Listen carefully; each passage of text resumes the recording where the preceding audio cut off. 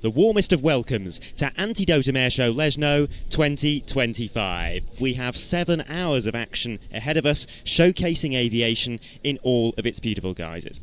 Well, if we look out to the front of the airfield, we can see the parade of helicopters coming in towards us. And as they do come in towards us, it's time to take a dose of the antidote, the eponymous antidote from which this airshow takes its name. And as the antidote takes effect, we're going to pass through a glistening sheet of water from the real world into an imaginary one that exists only here in Leszno for 2 days each June. It's time to welcome the cast of the Antidotum Airshow 2025 grand opening.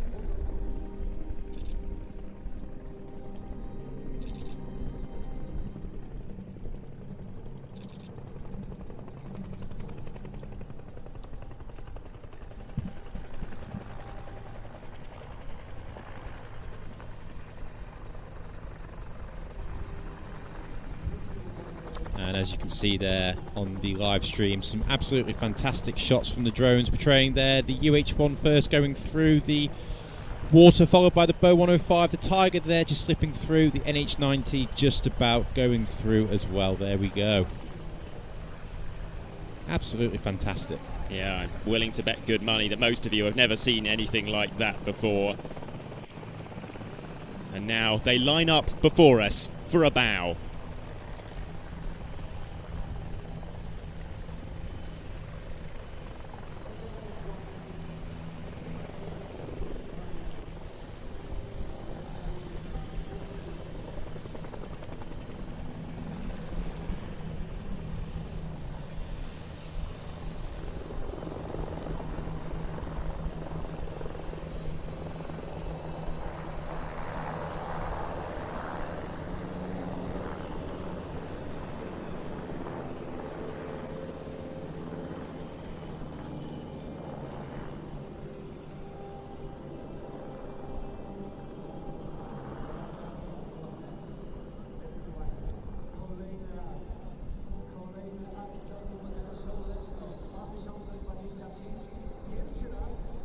Here in Leszno, we pay special tribute this year to the nation of Germany, who have gone above and beyond to provide so many of the star items at the Antidotum Airshow 2025. This is a nation that just a few years ago had very little presence on the airshow circuit, but that has all changed over the last few seasons. And today we host no fewer than 4 German military display teams here in Leszno, including one that has never performed at a public event before.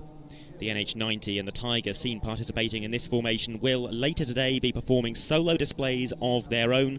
Also from Germany, we welcome solo displays from the Eurofighter EF2000 and the Tornado IDS. They will be performing a special flypast of their own later on, in addition to their solo displays. One of the ways in which we are saying thank you to our German guests is with this very special heritage flight, in which we see 2 of the main helicopter types currently used by German Army aviation flying in formation with 2 of their forebearers.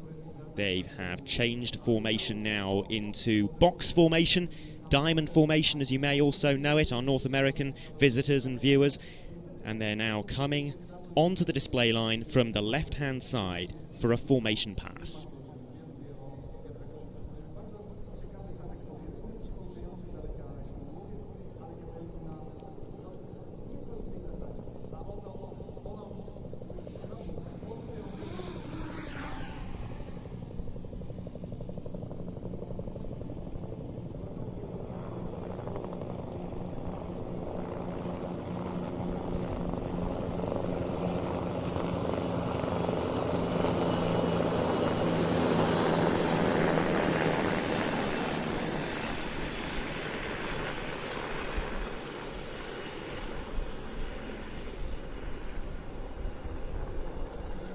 The UH1 in the lead there, the Bo105 taking up the rear, and in the middle of the formation, the 2 modern-day German Army representatives.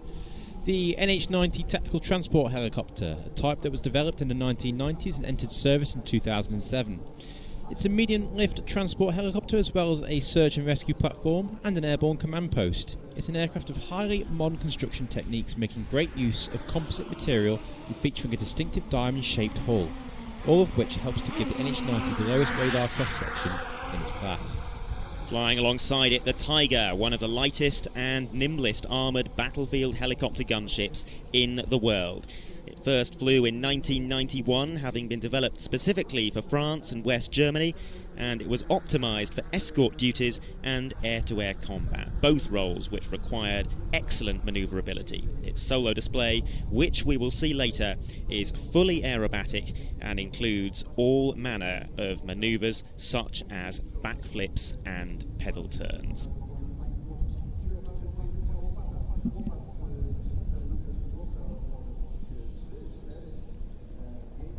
Four helicopters have now set up in line astern formation, one behind the other, and they're preparing for a break.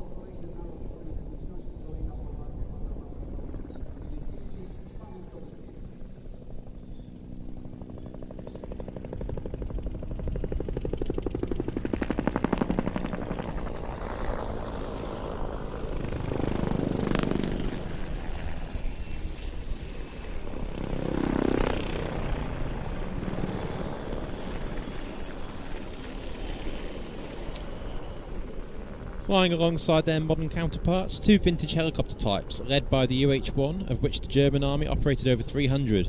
The type was retired in 2021.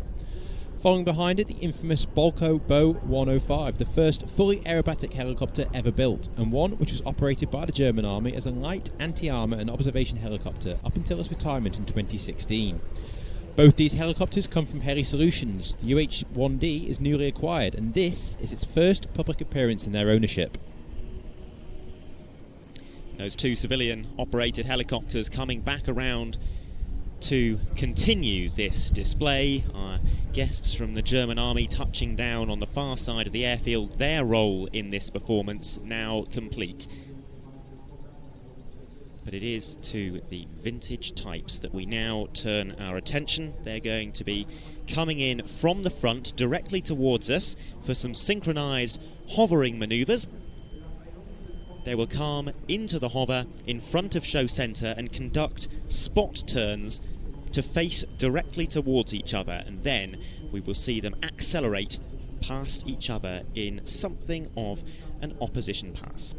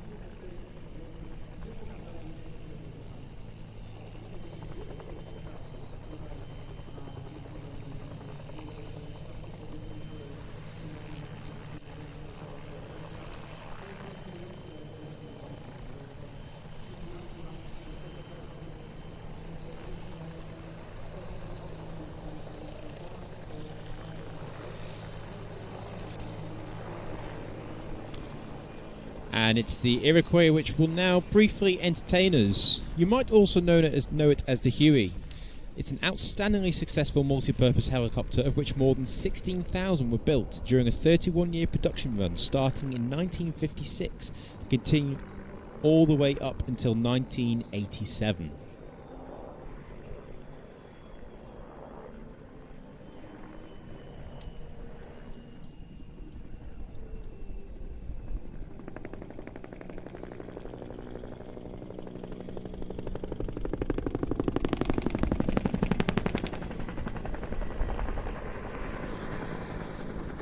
You would have heard the rotor blades clapping against the breeze there. That was a sound quite synonymous with the Vietnam War, which occurred from 1965 all the way through to 1975. UH-1 playing a very crucial part in the US Army's participation in that conflict.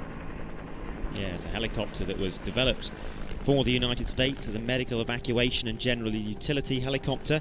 This particular model, the UH1D, featured a lengthened fuselage and was operated as a troop carrier.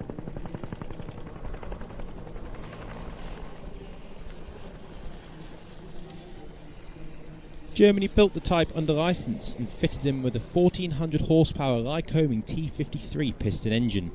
They were built between 1967 and 1981 and saw service with both the German Army and Air Force. The last examples of the UH-1 were retired in 2021, replaced by the EC-145. The pilot of the UH-1, which is just coming into land, was Helmut Korb, a German Army veteran who flew the UH-1D, including on operations in Kosovo. And as that helicopter touches down, we turn our attention to the Bolkow Bo105 of Maciej Dominiak. This, a quite remarkable helicopter designed in Germany in the 1960s, and it was the first fully aerobatic helicopter in the world.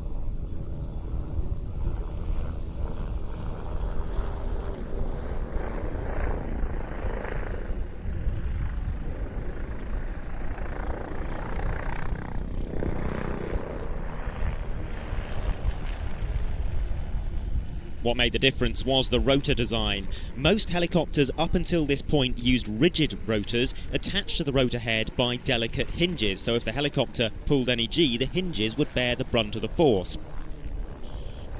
The Bo105 has no hinges. Instead, it features flexible rotor blades bolted directly into a monoblock head.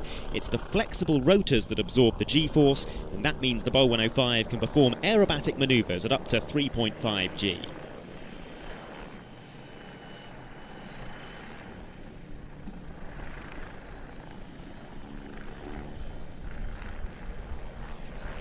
The German Army operated 212 specialised anti-tank version of the Bo105, armed with 6 missiles, the first of which were delivered in 1979.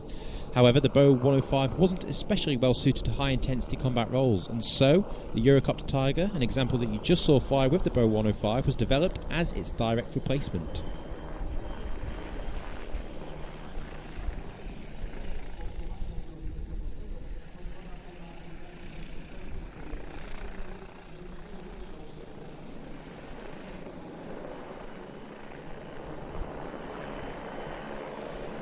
A further 100 Bo105s were also ordered as light observation aircraft. The last of them was retired from the German military in 2016. And there, ending its display, ending our grand opening with the traditional bow that concludes so many rotary performances, the Bolkow Bo105 will shortly return to its parking position. But it's not the last that we shall see of it today. There is more coming up later on in today's show. In fact, a nice bit of symmetry, because this aircraft not only participated in our grand opening, but it will also perform in our grand finale. One of 11 flying machines of all different kinds that will be sharing the stage at the same time. And this, like many of them, will be launching fireworks in mid-air as it works through its display. Well, Kieran, that was an absolutely phenomenal way to open an air show that looked so imposing as the helicopters approached us in line astern to come through that water cannon salute. Incredible imagery at home for people watching on the stream, on the big screens around the showground as well, and of course for everyone here in person looking out across the field. What a sight!